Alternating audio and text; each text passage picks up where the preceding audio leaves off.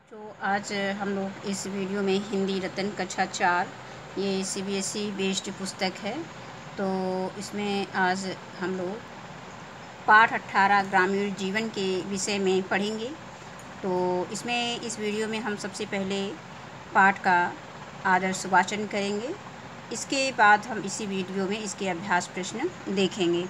तो आइए सबसे पहले हम पाठ का आदर्श वाचन करते हैं और आदर्श वाचन करने के बाद हम पहले पाठ प्रवेश को पढ़ेंगे। देखते हैं कि पाठ में किसके विषय में क्या बताया गया है, लेखक इसमें क्या कहना चाह रहा है। तो पाठ प्रवेश। प्रस्तुत पाठ में लेखक ने शहर एवं गांव के परिवेश का तुलनात्मक वर्णन किया है।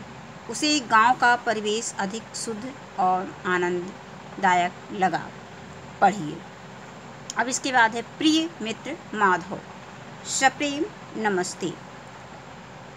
तुम्हारा पत्र मिला।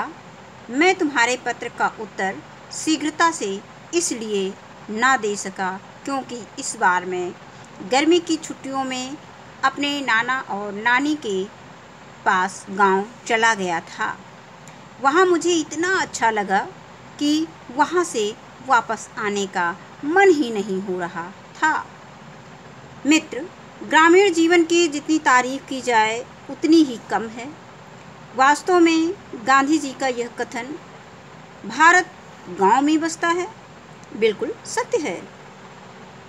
मैंने भी यह अनुभव किया कि भारत का सच्चा सौंदर्य गांव में ही है। यहाँ लोगों में सादा जीवन, उच्च विचार की झलक मिलती है। ये हृदय से सीधे, सच्चे और पवित्र होते हैं। प्यार और स्नेह इनके अंदर कूट-कूट भरा होता है। छल कपट से तो ये कोसों दूर रहते हैं। ये लोग बहुत ही ईमानदार और अतिथि का सत्कार करने वाले होते हैं। ग्रामीण लोग व्यर्थ में अधिक पैसा व्यय नहीं करते। उन्हें रूखा सूखा जो भी मिल जाए खा लेते हैं। मोटा और सस्ता कपड़ा पहनते हैं। यहाँ लोग प्रातःकाल सूर्योदय से पहले उठ जाते हैं और दिन भर खेतों में कड़ी मेहनत करते हैं। गांव में मैं भी बहुत जल्दी उठ जाता था। फिर दैनिक क्रिया से निवृत्त होकर दूध पीता और मामा के साथ खेतों की ओर निकल पड़ता था। यहाँ प्रातःकाल का मौसम बहुत ही सुहावना होता है।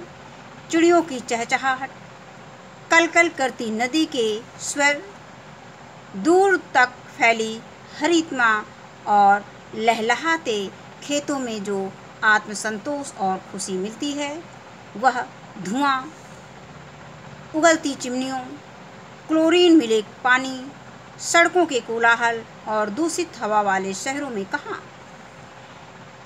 कंक्रीट के जंगल ने हमारा सारा प्राकृतिक वातावरण समाप्त कर दिया है। गांव में ही मैंने प्रकृति का शुद्ध रूप देखा। सचमुच जो आनंद मुझे यहाँ के बाग बगीचों, कच्चे लिपे पुते घरों में प्राप्त हुआ, वह शहर में कभी नहीं प्राप्त हुआ। गांव में थोड़े ही दिन रहकर मैंने यह अनुभव किया कि जो किसान दिन रात मेहनत करके हमारे लिए अनाज पैदा करते हैं, वे सही जानकारी के अभाव में अपनी मेहनत का पूरा पैसा नहीं ले पा रहे हैं। वहाँ जो तरक्की होनी चाहिए, शिक्षा के अभाव में नहीं हो पा रही है। भोले भाले किसानों को महाजनों एवं मुनाफा खाने वाले व्यापारियों के शोषण का शिकार होना पड़ता है। गांव के अस्पतालों और विद्यालयों में सुविधा का अभाव है। ग्रामीण लोग नए रोजगार तलाशने के लिए शहर की ओर जा रहे हैं। गांव की दशा देखकर मेरा मन द्रवित हो उठा। मैंने अपने मन में यह संकल्प लिया है कि बड़ा होकर मैं डॉक्टर बनूंगा, गांव में एक अस्पताल खोलूंगा और जनसेवा करूंगा। अच्छा मित्र, अब लिखना बंद करता हूँ। पूजनीय चाचा जी और चाची जी को मेरा प्रणाम कहना। तुम्हारा मित्र केशव। इसके बाद हम इसमें शब्द अर्थ एक बार पढ़ना चाहेंगे, और जो कठिन शब्द अर्थ दिए गए हैं। सप्रेम मीन क्या होता है? प्रेम के साथ। निवृत्त होकर का अर्थ है निबट कर। इसके बाद आता है ग्रामीण। ग्रामीण का अर्थ है गांव का।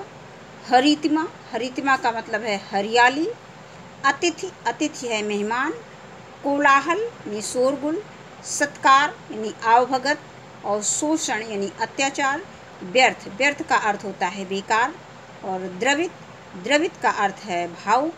संकल्प का अर्थ है प्रतिज्ञा। और तरक्की का अर्थ है उन्नति। इसके बाद आइए हम लोग श्रुतलेख पढ़ लेते हैं। जो डिक्टेशन वर्ड हैं, जो कठिन शब्द हैं, उनको अभ्यास करना है पढ़ने का। ग्रामीण सौंदर्य, निवृत्त क्लोरीन, आत्मसंतोष, वास्तव, सत्कार, हरितमा, द्रवित, संकल्प। इसके बाद हम आते हैं अभ्यास प्रश्न पे। तो सबसे पहले हम इसमें मौखिक प्रश्न की बात करेंगे। तो मौखिक प्रश्न में दिया गया है का प्रश्न संख्या, कौन किसको पत्र लिख रहा है? कौन किसको पत्र लिख, इसमें केशव जो हैं वो माधव को पत्र लिख रहे हैं, जैसा कि इसमें दिया गया है। जैसे इसमें प्रिय मित्र माधव, तो इसका मतलब कि माधव अपने मित्र को लिख रहे हैं। और यहाँ पे माधव का मित्र कौन है? केशव। यानी केशव ने माधव को केशव पत्र लिख रहे हैं। अब इसके बाद दूसरा प्रश्न देखते हैं। तो दूसरा प्रश्न दिया है कि लेखक गांव कब गया था? तो लेखक गांव गर्मी के सीजन में गया था या गर्मी में गया था। अब है गा, प्रश्न संख्या गा, आपको गांव का परिवेश पसंद है या शहर का, क्यों? तो ये तो हम बच्चों से पूछेंगे पाठ को पढ़ने के बाद। हमें जो अच्छा लगे, जो बच्चों को अच्छा लगेगा वो उसका उत्तर देंगे। वैसे तो इसमें गांव का ही परिवेश पसंद है, और क्यों पसंद है ये हम बच्चों से पूछ सकते हैं। इसके बाद आता है कि लिखित, केशव अपने मित्र के पत्र का उत्तर शीघ्रता से क्यों ना दे सका? तो इसका उत्तर हो जाएगा कि केशव अपने मित्र का पत्र शीघ्रता से इसलिए नहीं दे सका क्योंकि वह गर्मी की छुट्टियों में अपने नाना और नानी के गांव के पास गांव चला गया था। तो इसको हम शॉर्टकट में केवल इतना लिख सकते हैं कि केशव अपने मित्र के पत्र का उत्तर शीघ्रता से क्यों ना दे सका, क्योंकि यहीं पर हम लिख देंगे कि क्योंकि वह गर्मी की छुट्टियों में अपने नाना और नानी जी के पास गांव चला गया था। अब इसके बाद आता है दूसरा प्रश्न, गांववासी कैसे स्वभाव के होते हैं? तो जैसा कि पाठ में पत्र में लिखा हुआ है कि गांव वाले हृदय से सीधे, सच्चे और पवित्र होते हैं। इसके बाद प्रश्न संख्या गा है, केशव गांव में अपना समय किस प्रकार बिताता था? तो इसका उत्तर हो जाएगा कि केशव सुबह जल्दी उठकर दैनिक क्रिया से निवृत्त होकर दूध पीकर इसके बाद अपने मामा जी के साथ खेतों पर जाता था। अब आगे आता है कि ग्रामीण लोग शहरों की ओर क्यों जा रहे हैं? तो इसका उत्तर हो जाएगा, ग्रामीण लोग रोजगार की तलाश में शहर की ओर जा रहे हैं। आगे अंतिम प्रश्न है लिखित में कि इस पाठ से आपको क्या सीख मिलती है? तो इसका उत्तर हो जाएगा कि इस पाठ से हमें यह सीख मिलती है कि गांव में दिन रात मेहनत करके रोज़गार के अवसर उपलब्ध किए जा सकते हैं। यानी कहने का मतलब कि अगर हम मेहनत करें दिन रात तो हम गांव के रोज़गार के नए अवसर हम वहाँ पे बना सकते हैं, उत्पन्न कर सकते हैं या उपलब्ध करा सकते हैं। इसके बाद आता है कि तीसरा, सही उत्तर पर सही का निशान लगाइए। तो इसमें पहला का प्रश्न दिया गया है कि केशव ने पत्र लिखा। तो केशव ने किसको पत्र लिखा? केशव ने माधव को पत्र लिखा। जैसा कि हमारा ये जो पहला मौखिक प्रश्न था, मौखिक प्रश्न में पहला था कि कौन किसको पत्र लिख रहा है, तो उसका उत्तर यहीं से मिल जाता है कि केशव ने माधव को पत्र लिखा। अब इसके बाद आता है प्रश्न संख्या ख, भारत बसता है। तो भारत कहाँ बसता है? भारत शहरों में बसता है, गांव में बसता है, बगीचों में बसता है। तो इसका सही उत्तर हो जाएगा गांव में बसता है। गांव के आगे सही का निशान लगा देंगे। गा है, गांव में प्रकृति का रूप होता है, शुद्ध होता है, अशुद्ध होता है, शहर के समान होता है। तो गांव में प्रकृति का रूप शुद्ध होता है। इसके बाद अगला प्रश्न आता है कि किसके अभाव में गांव का विकास नहीं हो रहा है? धन के अभाव में, शिक्षा के अभाव में, खेती के अभाव में। तो हम लेते हैं कि गांव में खेती तो होती ही है, तो वहाँ पे शिक्षा की कमी होती है, जैसा कि पत्र में भी लिखा है। तो गांव में यहाँ पे शिक्षा के अभाव में गांव का विकास नहीं हो रहा है। ये यहाँ पे हम शिक्षा के आगे सही निशान लगा देंगे। इसके बाद अगला आता है अंगा, यानी अंतिम ये है प्रश्न कि लेखक बड़ा होकर क्या बनना चाहता है? इंजीनियर, डॉक्टर, शिक्षक। तो लेखक जो है बड़ा होकर के डॉक्टर बनना चाहता है, क्योंकि वो गांव के लोगों का सेवा करना चाहता है। इसके बाद आगे है प्रश्न संख्या 4, वाक्य पढ़कर सही या गलत का चिन्ह लगाइए। तो नंबर का है कि केशव गर्मी की छुट्टियों में अपने दादा दादी के गांव गया था, ये सही है। फिर इसके बाद खा है कि कथन सा है कि भारत गांव में बसता है, तो ये भी आपका सही है। यहाँ पे केशव गर्मी की छुट्टियों में अपने दादा दादी के गांव गया था, इसको गलत हमने बोल दिया, इसको सही कर लीजिए, इसके लिए क्षमा मांगती हूँ। केशव गर्मी की छुट्टियों में अपने दादा दादी के गांव गया था, तो ये वाक्य जो है गलत है, क्योंकि केशव गर्मी की छुट्टियों में अपने नाना नानी के यहाँ गांव गया था, यानी नाना नानी के गांव गया था। अब इसके बाद आता है कि भारत गांव में बसता है, तो इसका सही उत्तर है, ये कथन सही है, यानी वाक्य सही है कि भारत गांव में ही बसता है। आगे आता है अशिक्षा के कारण छात्रों का शोषण होता है, तो ये गलत है। अशिक्षा के कारण छात्रों का शोषण नहीं होता, बल्कि किसान का शोषण होता है। तो यहाँ पे गांव के लोगों का शोषण होता है। तो यहाँ अशिक्षा के कारण छात्रों का शोषण होता है, ये कथन आपका गलत है।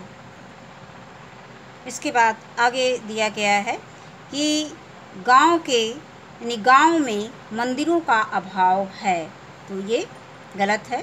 इसके बाद आता है ग्रामीण लोग व्यर्थ में अधिक पैसा व्यय नहीं करते, ये कथन बिल्कुल सही है। अब आगे आता है भाषा बोध का प्रश्न, तो इनके विलोम शब्द लिखिए। तो पहला है ज्ञान, ज्ञान का अज्ञान हो जाएगा, समय, समय का असमय हो जाएगा, और संतोष का असंतोष हो जाएगा, शुभ का अशुभ हो जाएगा, पवित्र का अपवित्र हो जाएगा, और सत्य का विलोम असत्य है। इसके बाद आगे आता है कि निम्नलिखित भाववाचक संज्ञा शब्दों में से विशेषण बनाइए। तो जैसे स्नेह है, तो स्नेह में हम इसका विशेषण बनाएंगे तो स्नेहिल हो जाएगा। इसके बाद आता है अनुभव, अनुभव का अनुभवी हो जाएगा, और कपट का कपटी हो जाएगा, मेहनत का मेहनती हो जाएगा, और अनुभव का अनुभवी, छल का छली, आत्मसंतोष का आत्मसंतोषी हो जाएगा। तो ये हो गया।